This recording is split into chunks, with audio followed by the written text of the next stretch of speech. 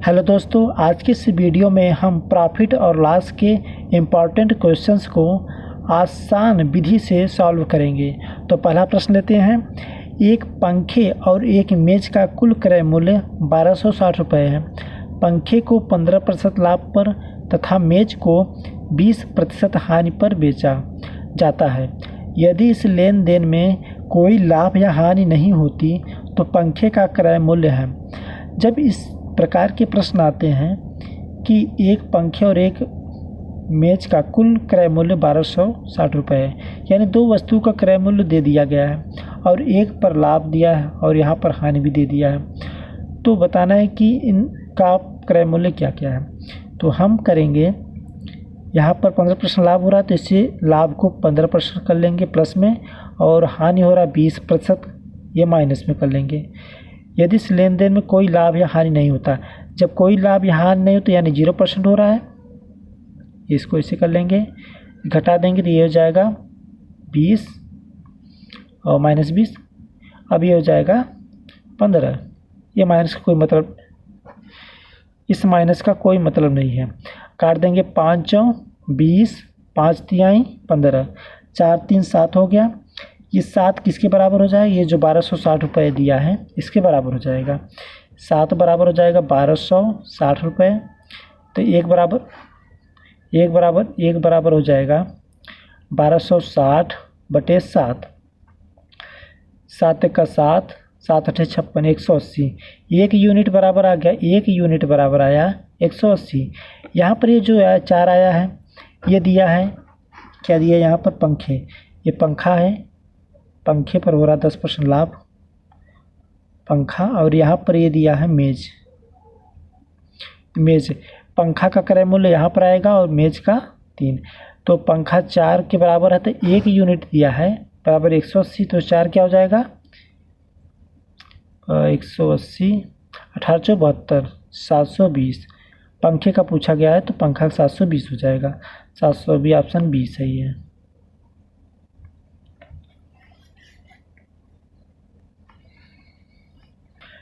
दूसरा प्रश्न है, दो साइकिलों का कुल क्रय मूल्य 4200 रुपये है।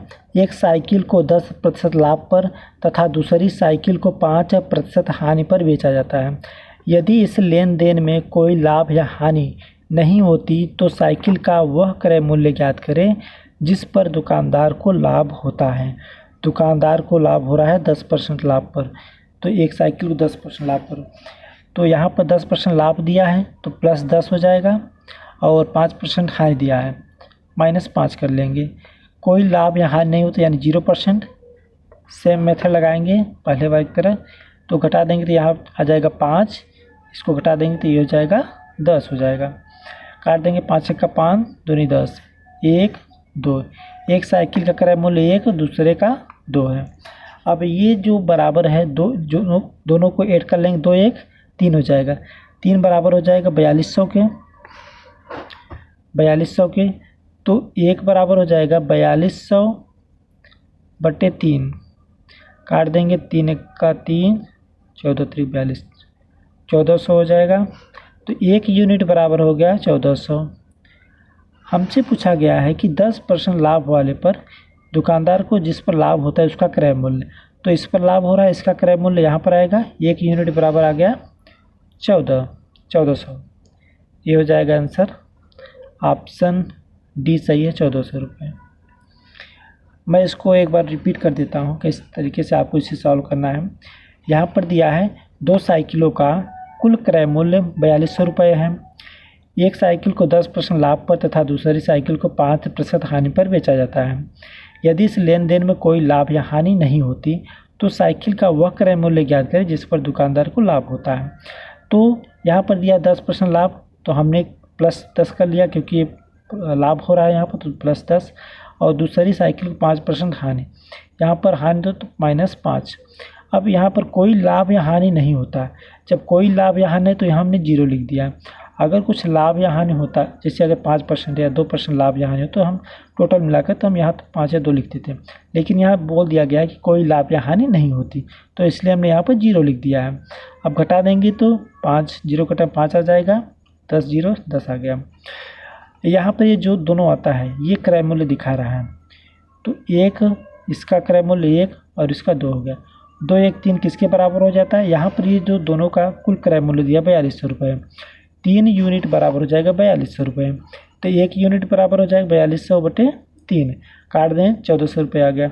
1 यूनिट बराबर 1400।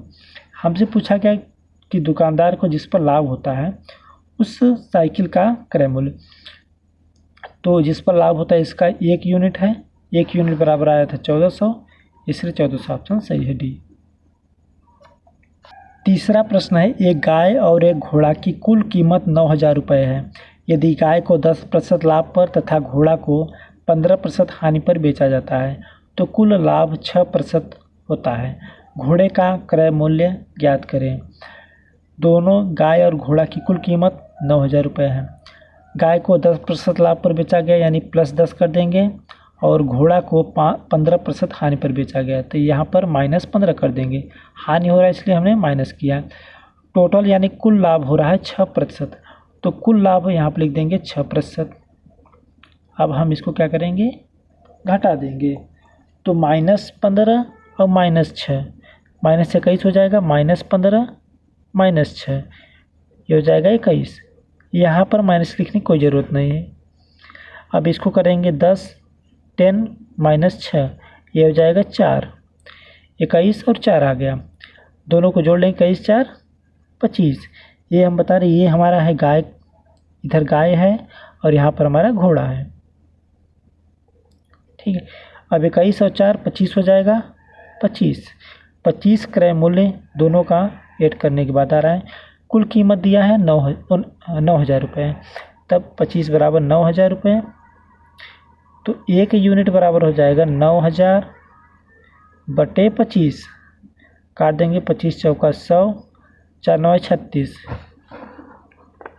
4 9 36 हो जाएगा, 360 हो जाएगा। अब ये हो जाएगा 360, 1 यूनिट बराबर आ गया 360। पूछा गया घोड़े का क्रय मूल्य।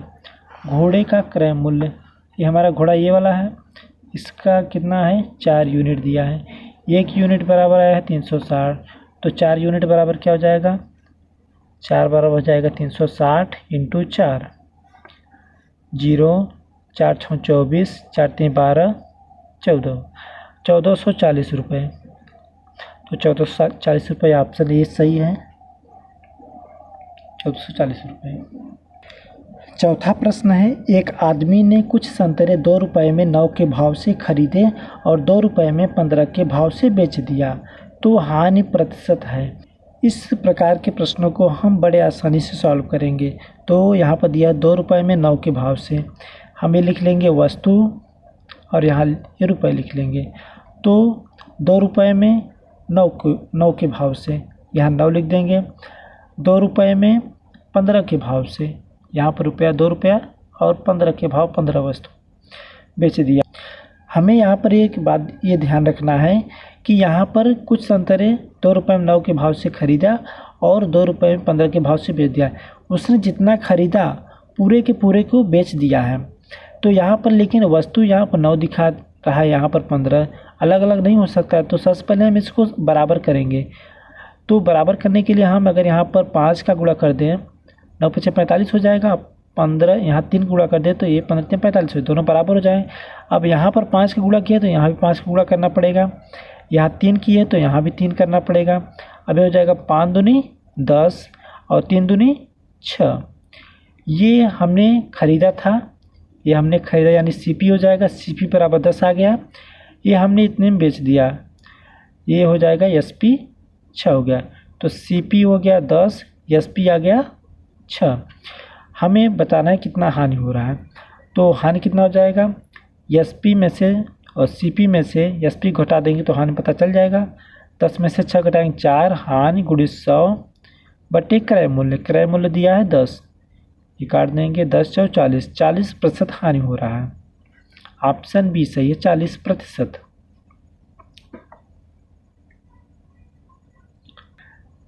पांचवा प्रश्न है, आकाश ने कुछ कलमें 10 रुपये में 3 के भाव से खरीदे और 20 रुपये में 5 के भाव से बेच दिया, तो आकाश का लाभ प्रतिशत है। तो हम यहाँ पर देख सकते हैं कि 10 रुपये में 3 के भाव से हम लिख लेंगे वस्तु और यहाँ लिख लेंगे रुपये।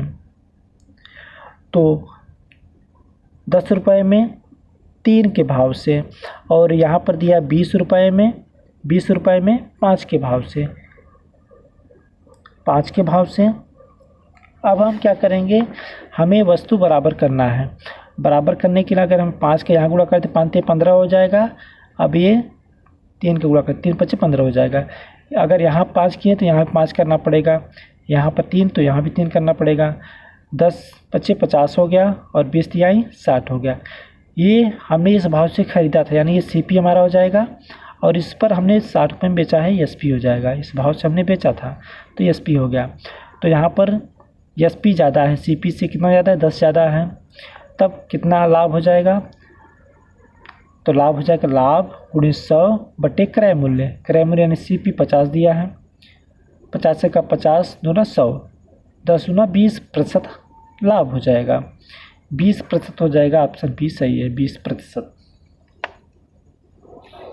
छठा प्रश्न है, चीनी की कीमत में 20% कमी के बाद एक महिला 180 रुपये में 3 किलोग्राम चीनी अधिक खरीद सकती है, तो चीनी का प्रति किलोग्राम वास्तविक मूल्य ज्ञात करें। चीनी की कीमत में 20% कमी, तो 20% कमी यानी 80% पर हो गया, तो हम 80 बटे 100 लिख लेंगे।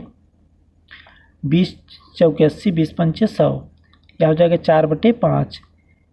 पहले कीमत थी 5, पहले 5 कीमत, पहले कीमत, अब कीमत कितना हो गया, अब कीमत हो गया 4, अब कीमत 4 हो जाएगा। अब 3 किलोग्राम चीनी अधिक खरीद सकती है, कितना डिफरेंस आ रहा है, 5 1 का डिफरेंस आ रहा है, तो 3 किलोग्राम 1 यूनिट से 3 हो जा रहा है, तो 3 चौ 12, पहले 12 खरीद सकती थी, अब 3 पचे 15, पहले 12 अब 15 खरीद पा रही हैं।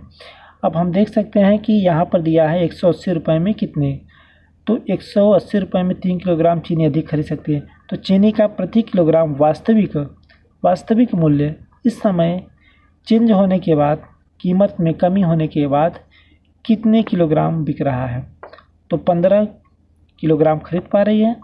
तब ये हो जाएगा 180 बटे 15, 15 का 15 और 15 दूना 30, 12 रुपये पर केजी, ये हो जाएगा सही, ऑप्शन सी।